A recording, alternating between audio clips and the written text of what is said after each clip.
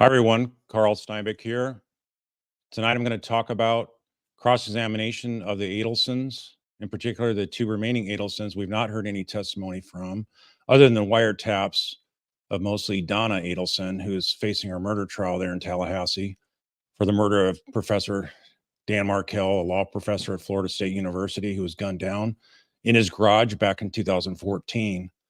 So I thought it was a point I would bring up tonight because somebody made in a comment that because I said at any time an Adelson gets on the witness stand, it's a good thing for the prosecution. And the comment was, well, that might apply to the first two, Donna and Charlie, but you can't say that about the other two. But I'm here to rebut that because I can tell you, as sure as a longstanding trial attorney, what trial attorneys know and know how to execute is getting to the truth of a matter. In this particular case, it's pretty obvious to anyone studying this case in any amount of detail how much this was a family hit job against Professor Dan Markell. And so what we also have is the defense testimony of Charlie Adelson, the periodontist, dentist type doctor who was the operational planner for this murder, the son of Harvey and Donna Adelson. And they're in their 70s right now. And as I said, Donna's in Tallahassee jail, cannot get released on bond because of the heinous nature of the charges of murder, one, among some other ancillary charges. So I can tell you that as a prosecutor that the background I'm looking at is what kind of consistency do I see in the stories? Do they make any sense? Or is there any kind of gaping holes or any holes in the timeline, holes in their stories that doesn't make any sense? Is there a completely bizarre nature of their storyline that doesn't make any sense at all compared to human nature and the understanding of human reaction and responses to things that they come across? And so you look at the timeline of all these kind of details of what they did, when they did it, who they talked to, who they didn't talk to. You just soak it all in. You marinate yourself by absorbing all these kind of details, and then it just really becomes crystal clear in terms of what you have for the players and participants of a conspiracy of murder in this case. And so I can tell you, like, the normal things I look for in cross-examination or motive, which is probably the biggest thing I'm looking for anytime somebody's on the witness stand, whether I'm a defense attorney or prosecutor. Bias is another thing I'm looking at. And it's somewhat like with motive, but it's different in nature a little bit. And perception is also sometimes an issue. Maybe somebody doesn't quite see what they think they saw because they're too far away from the actual events as they occurred. You can also have prior inconsistent statements. Here we have a number of inconsistent statements, many of those that would apply to the daughter, Wendy Adelson. If you look at Charlie Adelson, he did not testified prior to his trial when he took the stand and testified for almost a day and a half and made utter nonsense out of what he said was his defense to the charges of murder and the other charges that supported that as well. And so when you look at that, the inconsistent statement, that's another thing that's really helpful as a prosecutor or defense attorney if you're trying to impeach somebody that's not telling the truth. And then also you have prior convictions. If there are certain types of convictions, those can be admissible on cross-examination to impeach that witness. So we're not going to have that here with the two remaining Adelsons. They don't have any convictions that remain out there that are admissible for impeachment if and when they take the stand. So, but you also have and what's really unique about this particular case is that the story that Charlie Adelson told about how he was basically robbed and the robbery effort from his girlfriend as basically also a robbery victim, he says, up until recently. The way that whole story played out, it was so absolutely ludicrous. It was the most preposterous story you could ever hear in a trial. And I've seen many trials, both in person, ones that I've done myself, ones I'm supervising, ones I've seen on TV. I mean, there's so many trials, so many of us seen. And I think if you compare Charlie's to, it's almost like laughable. It's so ridiculous, right? So I've said that before, and in fact, when I heard the opening statement, it was actually so funny because it was confirmation what I said all along, that he really had no legitimate defense, and this was a waste of time, and he would be speedily convicted, and that's what happened because that's what the evidence bore out, and justice was done by that jury down there in Tallahassee. So now we got another trial coming up with his mother, Don Adelson. She wants to go to trial here. It was scheduled for the first part of October, but some of you might have seen, and some of the folks have posted that there was a request, a motion by her attorney, Daniel Rashbaum, to move the trial date up a couple weeks earlier because the trial was going to occur during some of the holiest Jewish holidays. So now they're looking like that's going to be maybe starting in the middle of September, as opposed to the trial actually starting around the 1st of October. So I think that if you look at what Charlie said and how this story was so ridiculous, his mom is really tied and joined at the hip with that defense story. And so I think they're going to have to try to legitimize that same thing that didn't work for Charlie and attach that to her and try to hope a new jury is going to look at it differently and maybe have some sympathy because her age or something like that. But I think the prosecution has so many golden nuggets to counteract anything the defense is going to try to do. Number one, they have the truth on their side.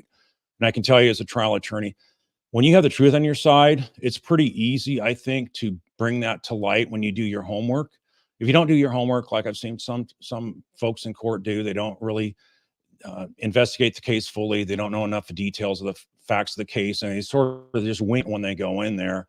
And then they never know what's going to happen. And a lot of times the truth may not come out. But if you have a dedicated prosecution team, and that we have here in the Tallahassee State Attorney's Office, along with their investigators, whereas Investigator Newland, who works directly out of that office, as well as wonderful investigators, for example, Special Agent Sanford, who's part of the FBI, and really the FBI sort of had the lead on this for a number of years now, and they've done a phenomenal job, including the wiretap and the bump that set that up as well back in 2016, and that helped lead to great evidence and irrefutable evidence against Charlie, and that helped lead to his conviction. And now we have with his mother, a lot of that same evidence is going to be directly used against her. And I've said this before, those of you following the channel know that I said that, Donna was on trial right next to her son, Charlie, back last fall. She would have been convicted just as quick as he was. So I think that the ability to bring about how ridiculous this defense will be for Donna's trial and any other remaining trials is going to be so easy to expose for the lies that it is. Because like I say, when you have the truth on your side, you just keep digging and digging and digging, because no liar on the witness stand is able to come up with enough details to have their story, A, fill in all the gaps, and B, make any sense for those that they do fill in. And I think by comparison, if you look at Charlie's testimony, he had an answer for everything.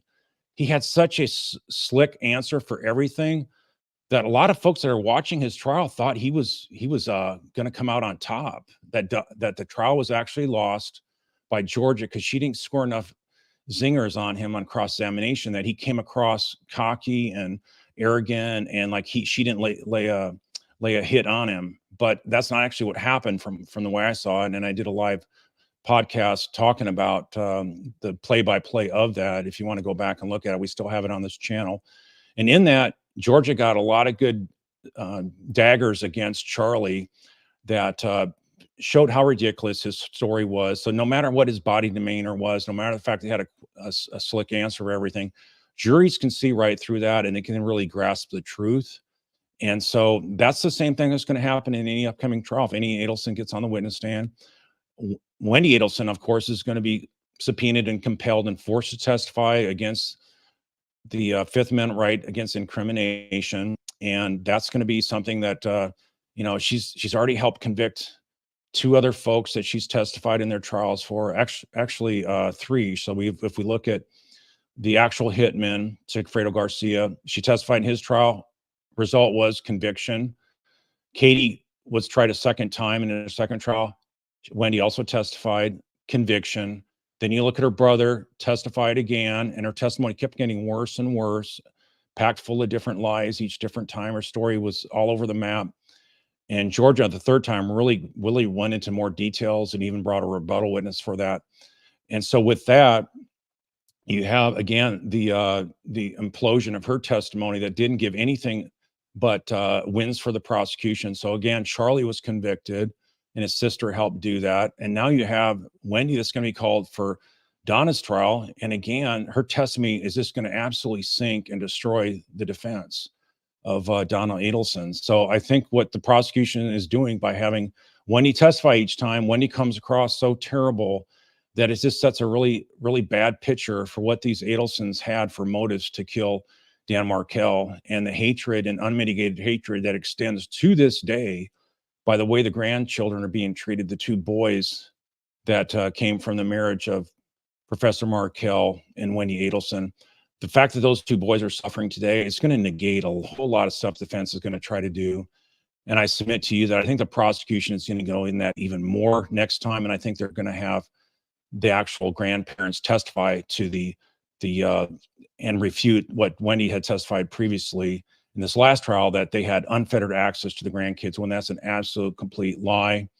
And even the FBI agent rebutted that. But I think it's even more compelling to have the sweet grandparents up there, and you can actually see the pain when they testify to that, is how they really don't even know their grandchildren that that had their father murdered, which is their son. And so that now they basically had not only their son killed, but they've effectively killed off a normal, loving relationship with the surviving children of Dan Markel.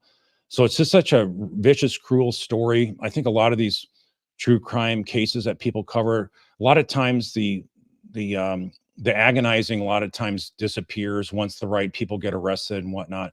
Here you have almost 10 years it took to get Charlie Adelson, the operational planner of this murder, among the Florida Adelsons that conspired to get this hit job done. And I think that this is basically going to pan out where the prosecution is going to have the same kind of evidence against Donna that they did Charlie, and you're going to see the exact same result. There's going to be even more, though, than Charlie, in the sense that they have more digital evidence. I think we'll see more presentation of that. And so they're going to have even more stuff to impeach and attack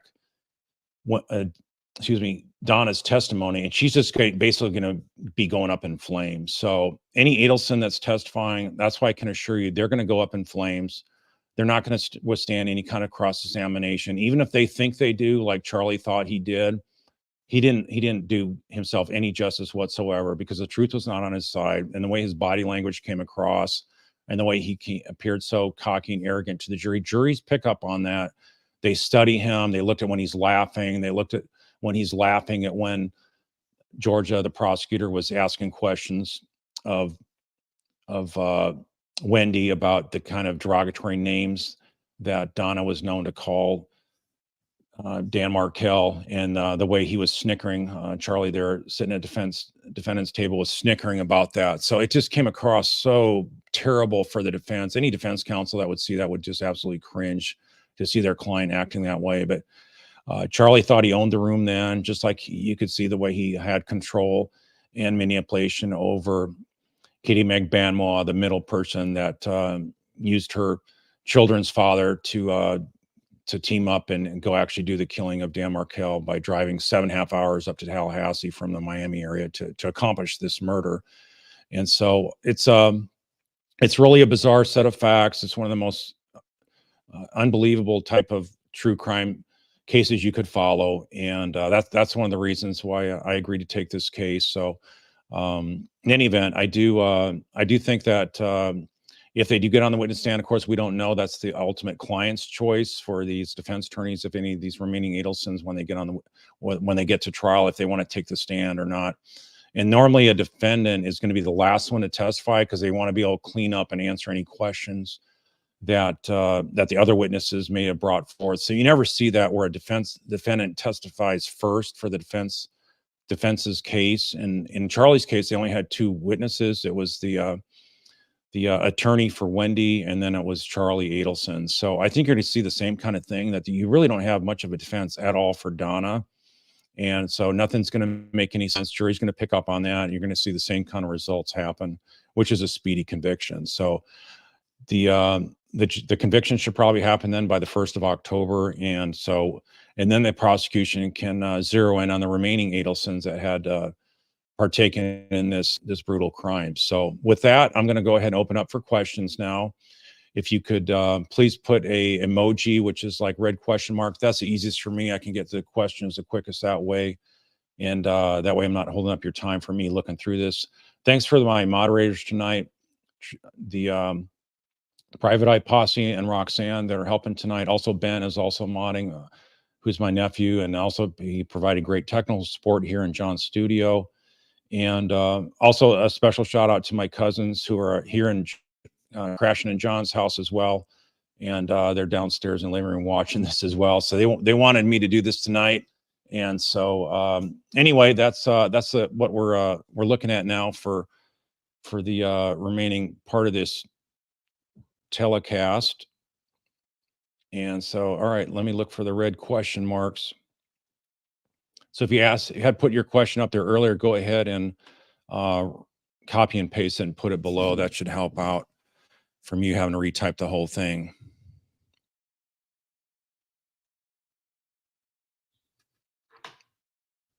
Okay, so Sally A is asking, Charlie was laughing when Georgia asked Wendy if Donna had called Dan the F word, and I'll just say it that way. And then he snickered again when Georgia asked him about it on the stand. Why didn't Rashbaum admonish Charlie? You know, that's something that a defense attorney is going to go over with their client ahead of time. So I think with Charlie, I don't think you really can stop him from being himself. And think about it, he was locked up in there for over a year, almost a year and a half. And I think he just basically just his true self came out. And I think he has no filters. He's never had filters. So it's really probably hard for an attorney for being able to control a 40-something-year-old person like that. And so I didn't see him elbow him or anything like that. I mean, normally I would, if I see my client doing something that's inappropriate, I'm going to lean over and like very, very, very much without having the jury know about it so much. I'm gonna elbow him and say knock it off and sort of whisper knock it off. And but I can't think of a time I've ever had to do that because clients normally know that they're on basically the ultimate scrutiny there by the jury, and so any little thing they do will be picked up, and it can form a positive or negative impression. So yeah, that's a good question. I mean, you don't normally see somebody come across that bad, but that was definitely what how Charlie came across.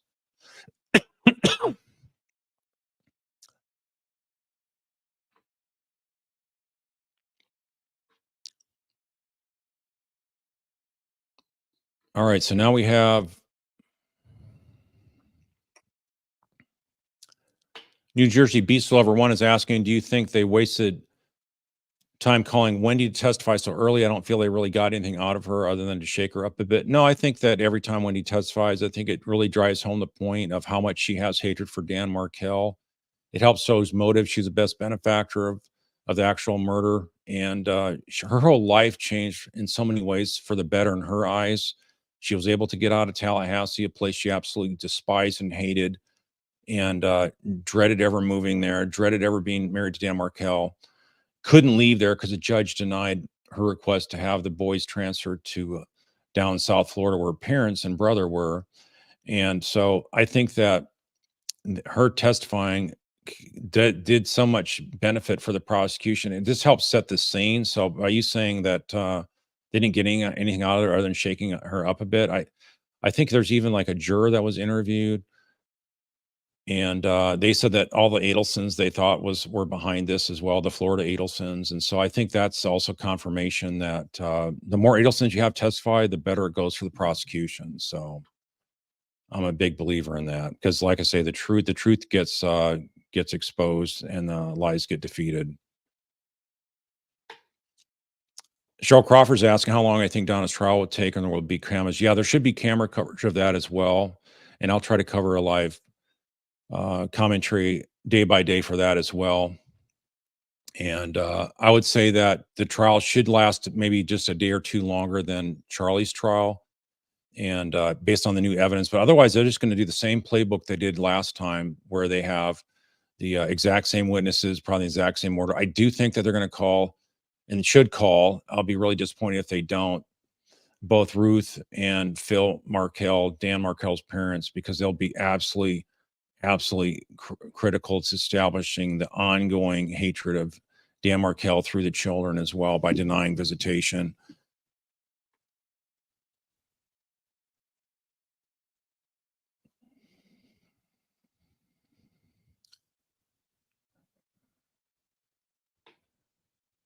Roselle's asking, you probably answered this a million times, but do you think Charlie's attorney believed the crazy defense that was presented?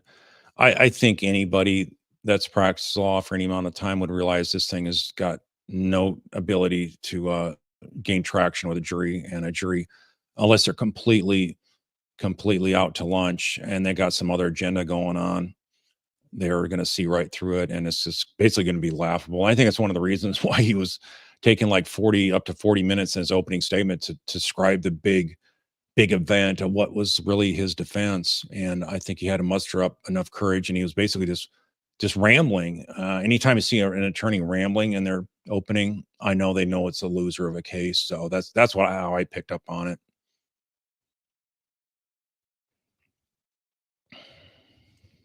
Linda Mon is asking, is this going to be a record number of people going to prison for one murder? It's up there in the numbers. Is it the most? I don't think so, but I can't think of anyone off the top of my head, and they haven't been all prosecuted yet, so that remains to be seen. But we have to keep the faith that justice is going to pan out, and the rest of these Adelsons that were involved in this are going to be prosecuted.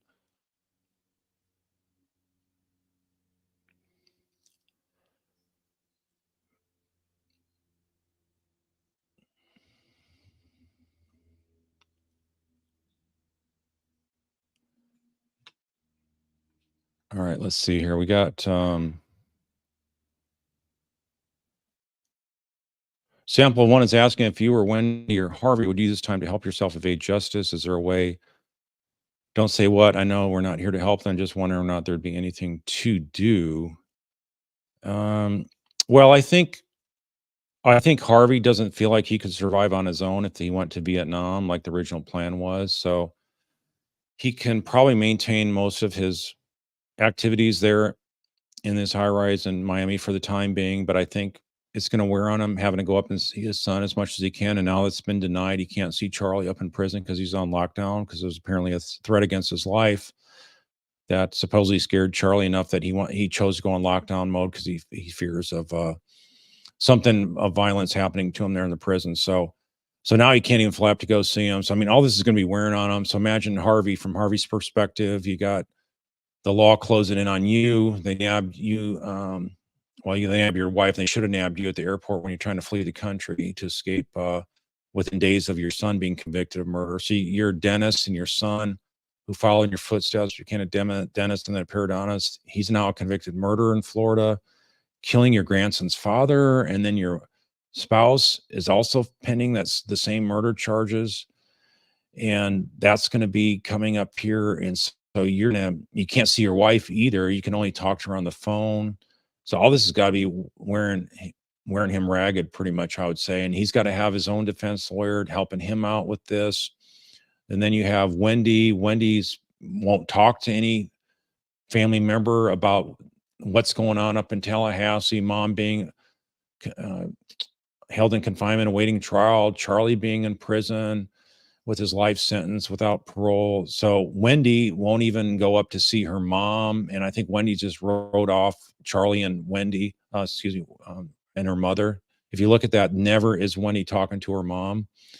And True Lifestyles has shown different records. You never see any records indicating that Donna is having a conversation with Wendy, her daughter. And because Wendy's an attorney, she could actually be part of the defense team and go up and see her mom anytime she wanted. So Wendy is completely terrorized.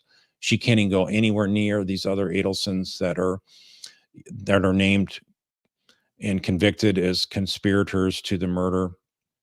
And so you got all these dynamics going along. So I just think that, if they're trying to evade justice, I think you're meaning by fleeing the country. So I think I'm not going to advise of what I would do if I was them, because I think that is helping them too much. So in any event, I do think justice is going to come knocking on their door real soon. So that's all I'm going to say about that. And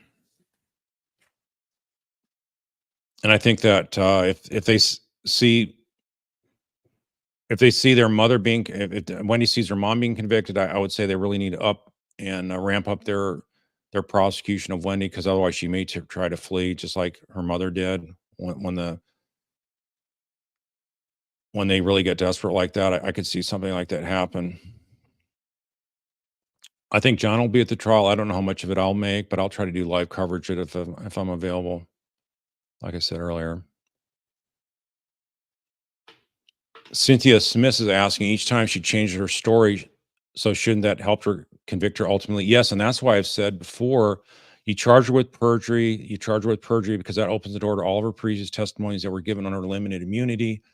And what she said in the other trials is not admissible. And the only time it's admissible is if she is charged with perjury for those previous times she testified. So I'd bring in the videotape of every time she testified and bring out the highlights of the main thing she contradicted herself on, and then bring that out in her trial. And then who cares if you get a conviction for perjury? It's going to help establish the scene for a conviction of her being involved in the murder itself.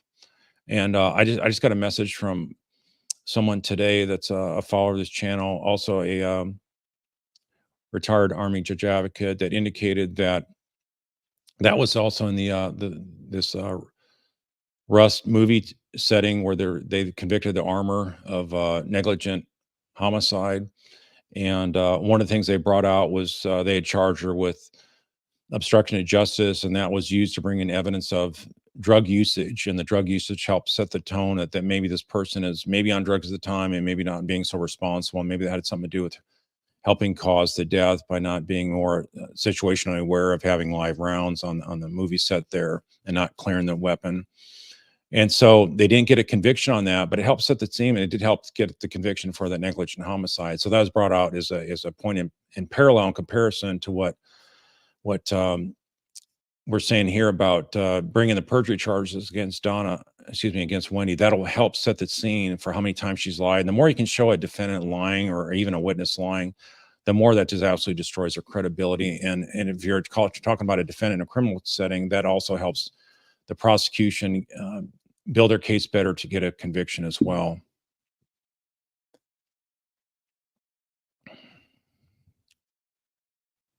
Pepper's asking, the longer Charlie Adelson's in isolation, do you think he's more likely to flip?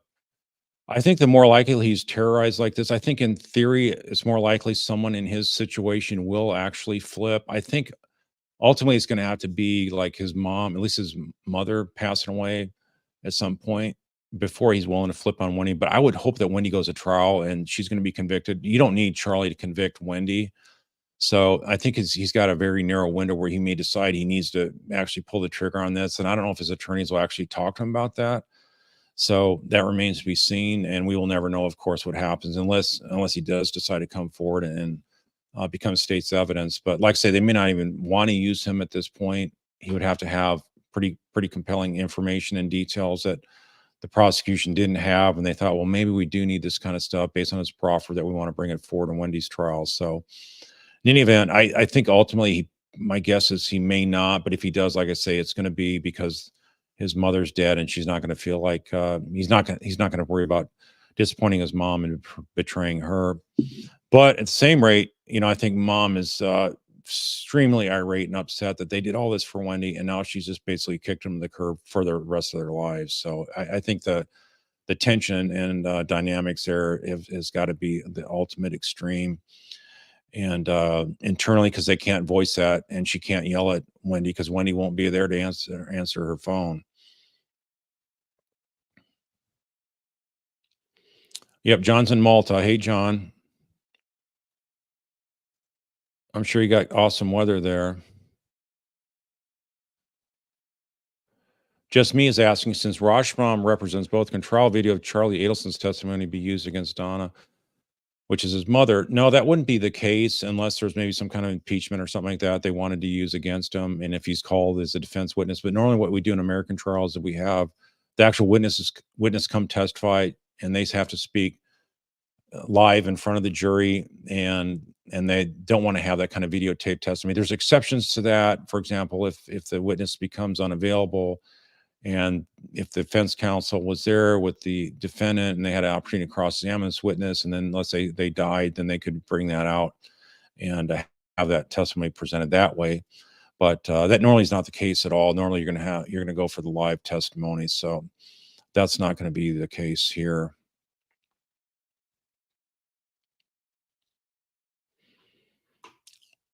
Mr. Kevin Killman's saying he can't wait to hear testimony from Donna. Yeah, I think she's going to testify. There's no guarantee, but I think she's going to testify. That's going to be their strategy.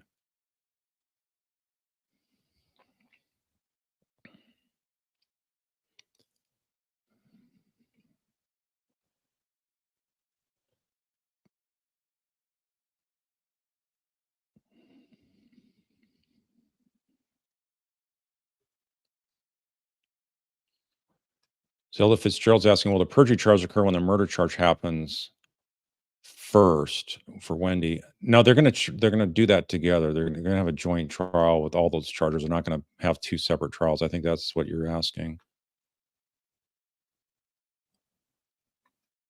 Wendy McCauley, I agree with you. You're saying it's been almost 10 years that have passed and not everyone has been brought to justice. So many witnesses in the past were saying, I don't remember. Others need to be rounded up and brought to justice. Yeah, that's what's so bizarre about this case, that they've sat so long and waited and just gone at this very slowly, way much slower than anything I've ever seen in any criminal setting. And it's one of the reasons John talked me into doing this thing. So I just felt bad for the Markells. Really, really, it's really sad what they've had to endure.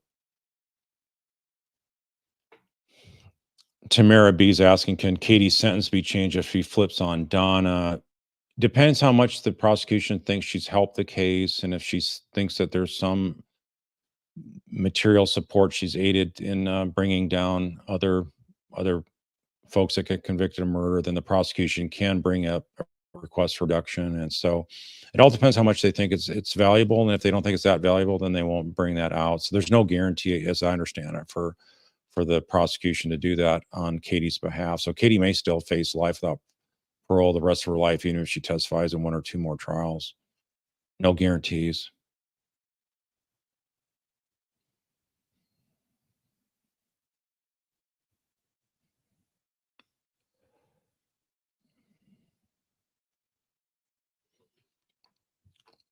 Camprano saying, I thought she was shady the first time I saw her on the witness stand. The way she toggles her head just gives you the creeps. Did I notice this? I just noticed all the different things that she was saying. Her body language. Her body language is very much evident and revealing to me, somebody like me that's used to reading people and sizing up their credibility on the witness stand. I thought she did absolutely terrible as a witness, and like I say, it keeps getting worse. So it keeps getting better for the prosecution. The more questions you ask her, the worse she's going to do. The more details you get into it, the more she's going to trip all over herself and implode.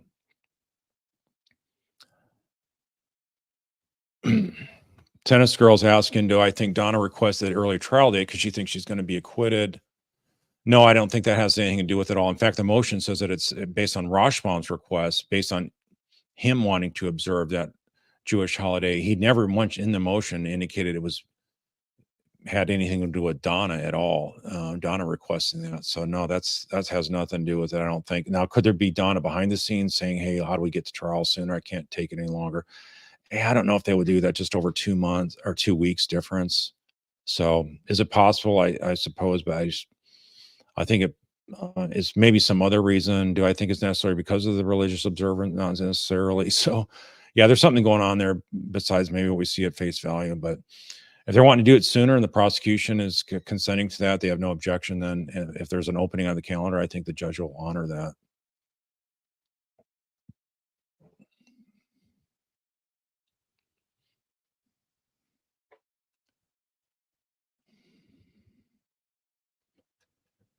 Thunder Queen is asking, do you think they'll call the friend Donna talk to about traveling out of the country? I don't know if they will do that or not. I think they don't go into a lot of the details I would as a prosecutor. So I would leave like no stone unturned. So is it absolutely necessary? No. I think the fact they call her to the airport, but I just like those kind of details, setting the scene, bringing out witnesses, what kind of things she said.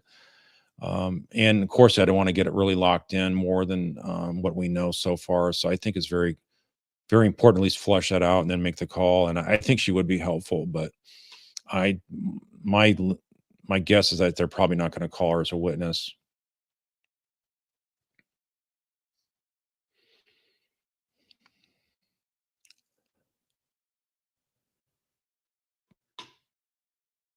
Live stream lurking is asking, what questions for Wendy at Donna's trial would you expect about Donna's unlimited access to the kids? How Donna and Harvey had no requirement to travel to see them. I think all that kind of stuff is fair game. I think it's a lot of the same kind of stuff we saw in the earlier trial about how she had this nasty battle in the court with her ex Dan Markel. I think it was great that they finally brought out the issue of bringing out Dan's lawyer to talk about how he thought they had a great case against Wendy for not being truthful and not giving out proper information on her financial affidavit form she had to sign as a part of the divorce. And Dan was accusing her hiding somewhere up to like $500,000 and the family ring from the Holocaust survivor lineage in his family that wasn't turned back over. So I think those kind of things really were things that were going to be really damaging to Wendy. I think it would be helpful if they brought out like the dean from the law school to talk about how if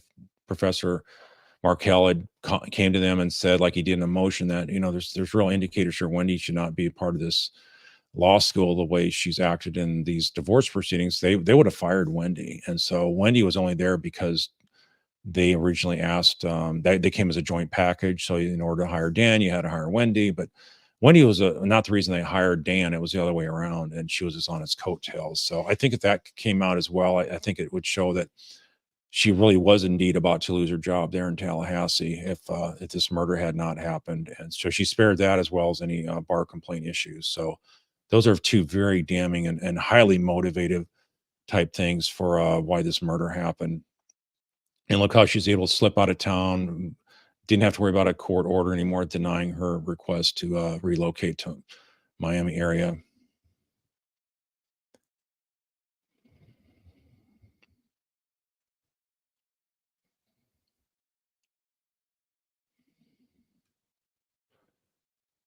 All right, so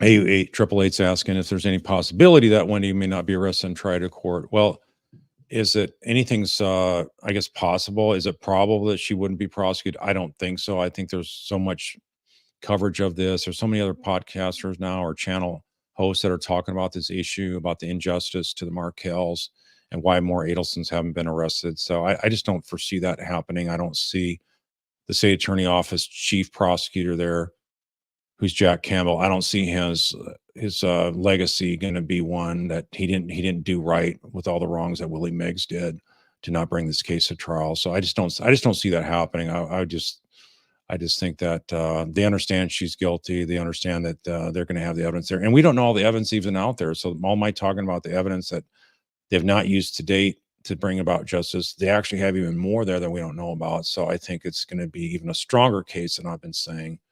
And so I think justice will happen. It's just like I say, very slow and very much slower than anything I've ever seen happen for a crime this serious.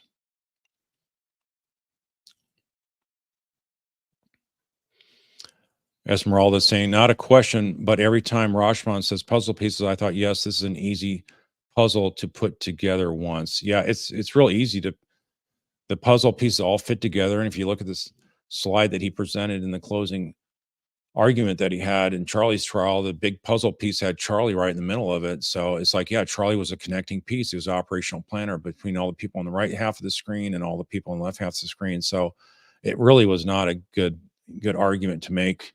And I thought Georgia could have poked fun in it that way by saying, yeah, Charlie is the middleman that helped pull all this together.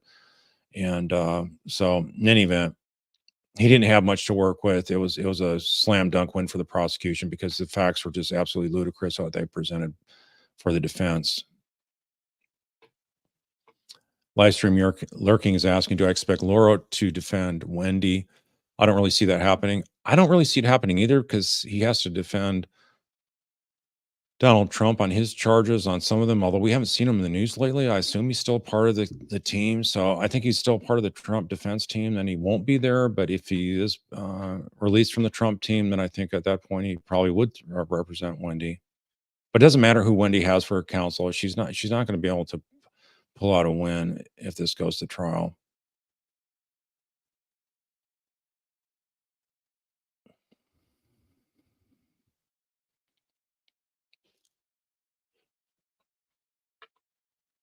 Sunshine Girl saying, when Wendy testified, she appeared to be personally be forgetful or kind of dissy. Do you think this is her strategy? Almost like she wouldn't be able to pull off such a thing as murder. Yeah, I think that's totally her persona she's trying to pull off, make it look like you're just like, I couldn't do this. I don't know much, and I can't remember things. I called them what, fibbers? Oh, that wasn't a derogatory thing. That was just sort of, meant to make it not be as, I forget how she said it, but it was just so ludicrous. Fibbers was a derogatory name, for example. So in any event, I think that this is all an acting job up there that she rehearsed, and she did such a horrible job because it's not the truth. And she doesn't come across as a very smooth liar. All right, so Law and Lit is saying, what's the most incriminating phone call besides Donna hot mic moment? Um, well, the most incriminating phone call is the very first call, I would say, when she was talking to Charlie, and she's talking about this bump that happened, and she's talking about how this is between you and me. So her reaction to that was one that sounds like a total guilty party, and I think all the wiretaps in toto are just going to totally paint the picture that she's fully involved in this. It's not some robbery attempt that was being extracted to payments over many years, and so anyway, it's just really ridiculous.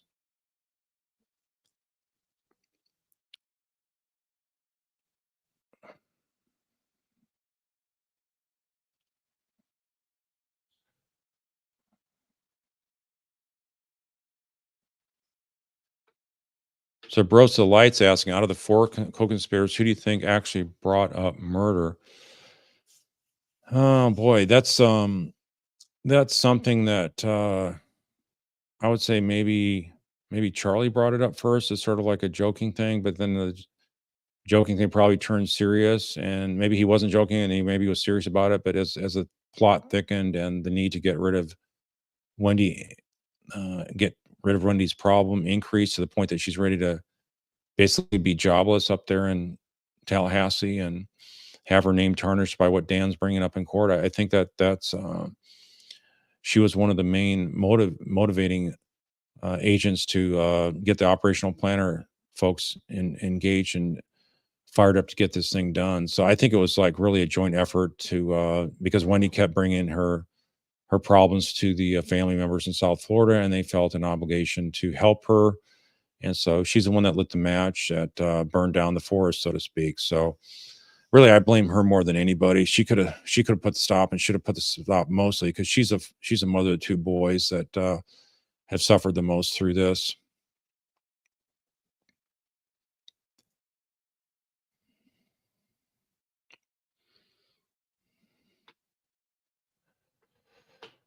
Yeah, she jukes her saying, "Do you know that Donna was in prison before? This is on her jail application, prior incarceration station, violent crime." I don't believe that's the case at all. I think what happened was they saw that she's been transferred from Miami and they're looking at some other documents. So they're not talking about a prior conviction. A lot of jail forms can get mixed up and confused, and the folks are working long hours there, they're tired, and they don't put a lot of accurate information down there. So that's all that is. She's not been I absolutely believe she's never been to prison before or been arrested before.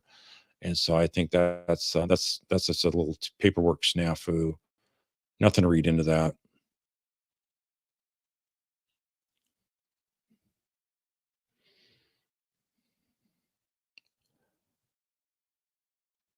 Neely's asking, well, Garcia testified since appeals are done and Katie confessed. He has nothing to lose now. I think that his appeals are not done yet. And I think Katie's admission to that is still not going to totally get him to agree to come forward. And so I don't know how much he would be able to add to it because I don't think he necessarily ever met any of the Adelsons. So I don't know how much value add he'd be if he did want to come forward. So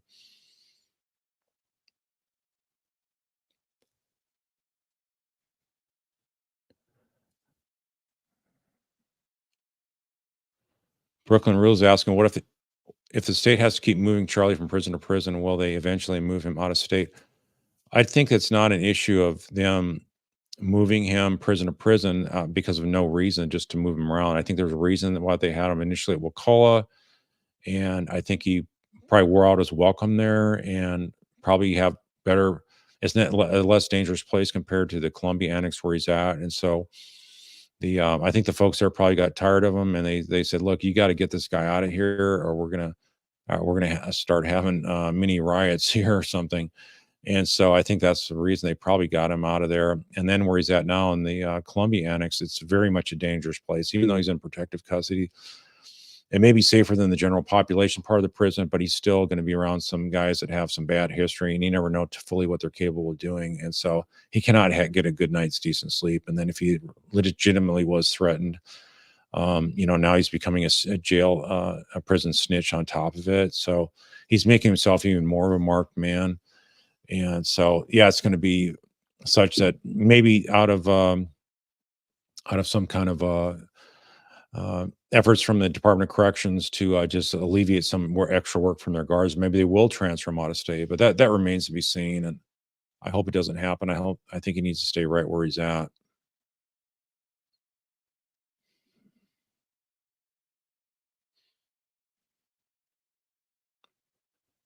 All right, so let's see here. We have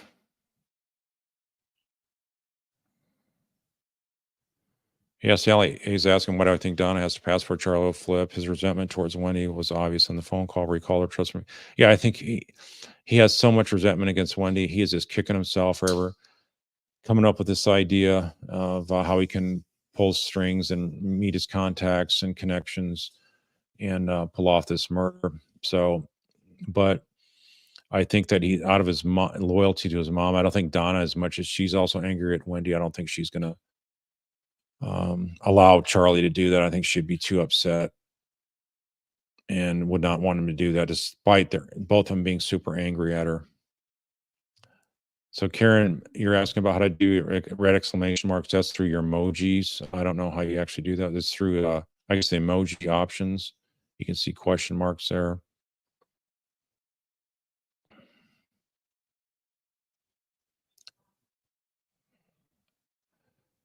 Roxanne Rupp, that's a good question. Why weren't Donna and Harvey compelled to testify in Charlie's case, but when he was? I think maybe just because they want to have less issues of the Adelsons being called to testify. It's easier. You can do a cleaner prosecution if you have folks that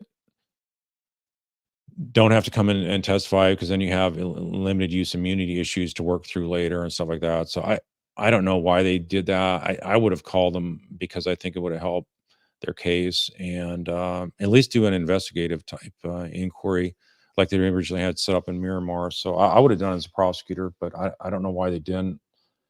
But like I said, the case was a slam dunk, overwhelming one for the prosecution. So,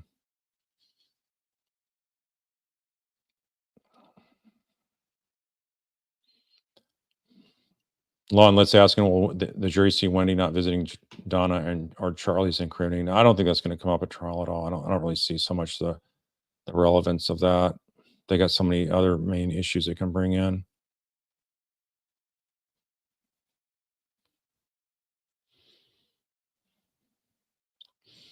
Thunder Road Crane, I've said that they should call Robert Adelson. Rob Adelson is the honorable doctor up in the New York area that doesn't have anything of the character or the background of these Adelsons, and he was given a really rough treatment, him and his current wife, by not being approved by Donna. So I think that would help set the scene. How basically, I think the jury be wondering, guys, just don't want, maybe your wife could have been next at some point, or maybe before Dan Markel was killed, if you lived closer, where it's easier to pull off a murder like that. So yeah, I think they should, to help set the family dynamics. Also, the fact that how they acted after the murder happened, how they acted weird and strange. I think all that definitely paints a picture that me as a prosecutor want the jury to see.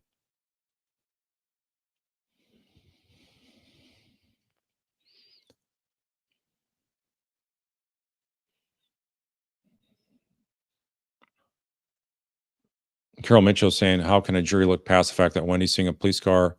It's not a police car. I should add, it's many police cars and evidence processing vans and stuff like that, and tape blocking off the street where children stay the night before, not asking if their children are okay, from Australia. Yeah, that's right up there. I call that one B, 1A The worst thing against Wendy is the fact that she drove that route a little over an hour after the murder happened. So I think that is 1B, the fact that she didn't inquire about her children, she hightailed it out of there. So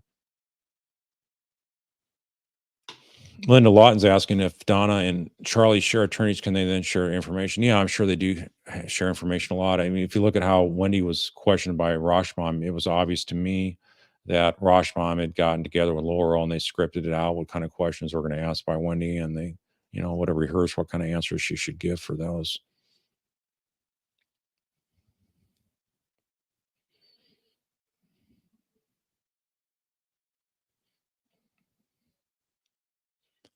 Roselle is asking, can Charlie use the possibility of never being advised to flip as grounds for an appeal? I'm not going to really talk about the appeal issues per se, but that's something like that's normally not that I've seen on an appeal issue is something that's legitimately raised to get a sentence and conviction set aside.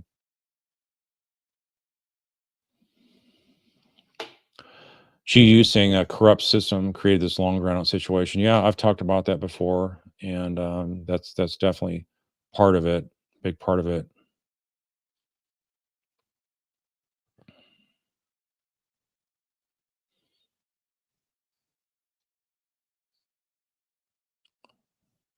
Yeah, I don't. Crystal Blue 22 is asking if I got an update on a Brightingham case. No, I know they had some kind of court hearing earlier this week. I had not had a chance to look at it. I got stuff going on here that is preventing me from looking at that. But I'll get more caught up in that here down the road once I get more settled here in Texas.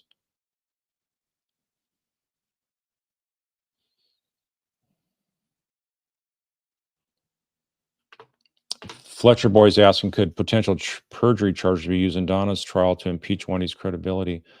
Well, the one who's testified is Wendy, so Wendy's perjury charges would be against Wendy. If she was charged with perjury ahead of the trial for Donna, that would be something that, as a prosecutor, I probably wouldn't want to bring up the fact that they were arrested for that. I wouldn't be so concerned about what the charge was, but what she actually said, and the jury will come to the same conclusion. So whether she's charged for that or not, I don't think is critical.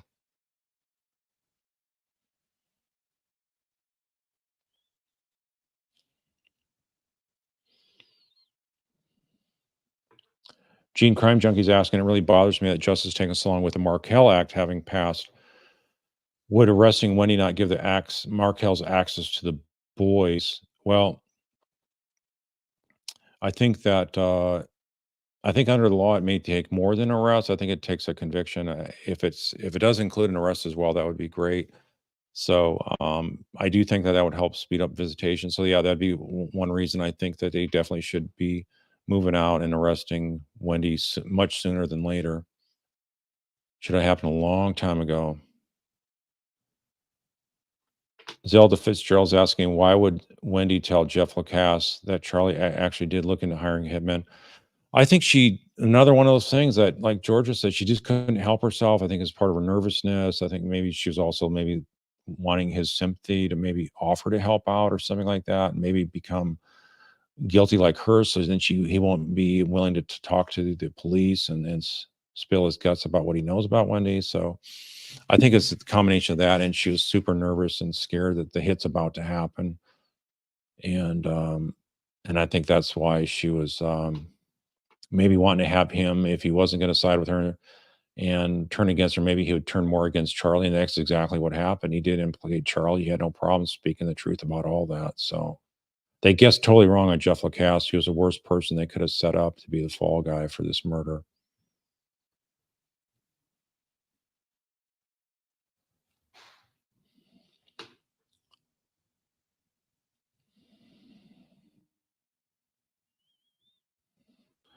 Yeah, DePriest Shelvin is asking, Charlie was the first to go on trial, now Donna, but she not tried to flee. Wendy may have been next in line to get arrested. What are your thoughts? I think they would have gone after Donna next. I think they think that there's better evidence against Donna, and it's really the same kind of evidence they use against Charlie. And since Charlie's outcome was so good, I think they were going to go after Donna next. I just don't know why they didn't waited so long as when they did, and why this didn't happen years earlier and them tried all together. So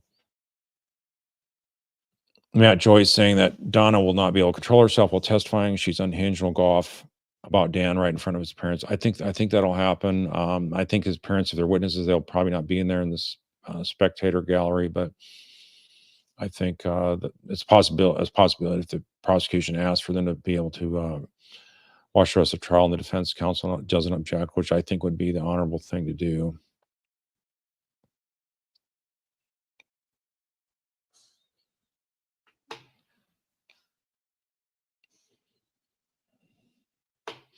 Okay, this is not true here, Francis. Hey, Penny saying perjury is almost never pursued in the justice system. No, Florida, they use it quite a bit. They've used it in Leon County before. So that's not the case. Is it as frequent as any other charges? No, but there's a number of those. And there's a website that was able to pull up that information. And it's I think it was like through a state compilation of data that presented that. And so it's not unheard of like you're saying.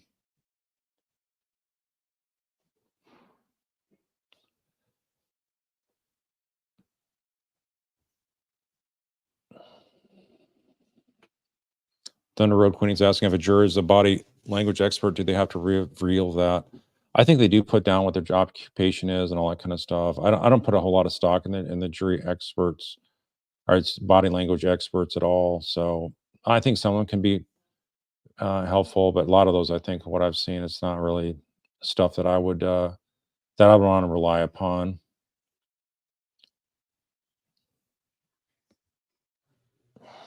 Penelope Ray's asking, do you think I could get Ruth Markel on your show? She was on another lawyer's channel today. She's vigilant and seeking justice for her son. Yeah, I mean, that's something that I know John has had her on his channel before, and that's something that I have not. I just don't have witnesses on this case, on this show. And so that's not something I've thought about doing, but I think she's got other avenues. And I know I've reposted the victim impact statement from Phil Markel on this channel. So yeah, I think she's got a lot of coverage already out there. I don't know I'm going to help her out that much, but maybe I'll think about that and go from not having ever an interview person on here to go ahead and doing that.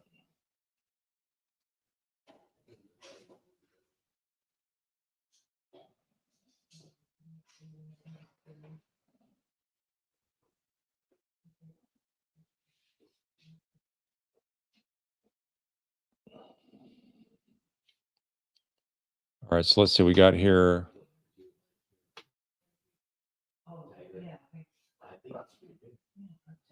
All right, so we're at 10 o'clock. I'm going to take one more question, then I'm gonna shut it down earlier tonight than I normally go.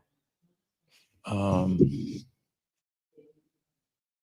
me jump ahead here.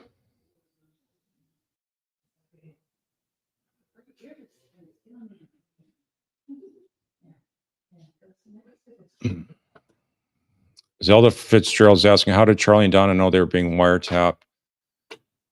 Yeah, that's a good question. I think that's something I don't want to speculate on that because that's some really serious stuff there. But I think that's there's some indications that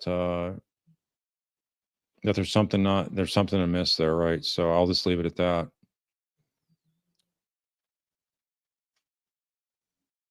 All right, so let's since I didn't really answer that question, I'll look for one more here.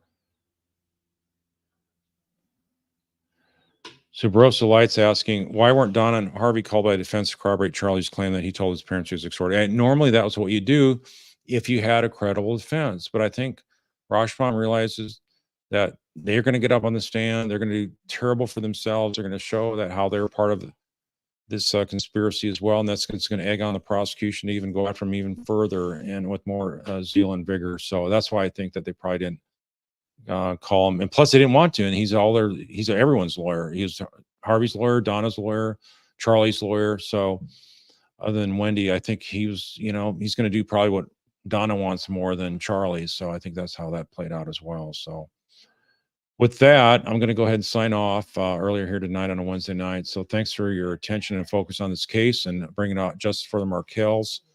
And I'll be back again sometime in the near future. I don't have a set plan. Probably Sunday night. I'll go for Sunday night again. and probably either 7 or 8 Eastern time, and we'll go from there. And thank you for your comments here. Guys have done great, and also thank you for my mods, that which is Private Eye Posse as well as Roxanne. And with that, I'm going ahead and signing off, and we'll go from there. Save your questions for next time, and I'll hopefully get to you then. Thank you. Have a good night.